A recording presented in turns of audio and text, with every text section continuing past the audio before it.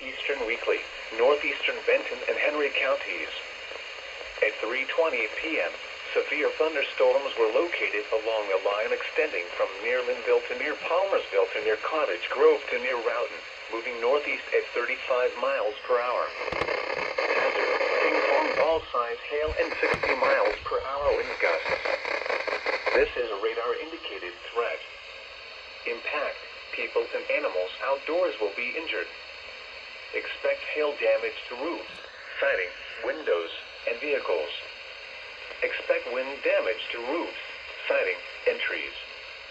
Locations impacted include Paris Landing State Park, Cottage Grove, Roughton, Palmersville, Springville, Bernier, Big Sandy, Henry, Jonesville, Old Springville, Crossland, Como, Sunnyside, Woodlock, Porter Court, Conyers,ville, Pine Hill, Hagler Ridge, and Foundry Hill.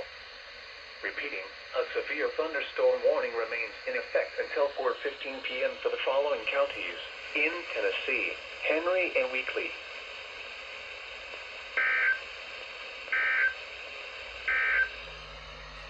The National Weather Service in Paducah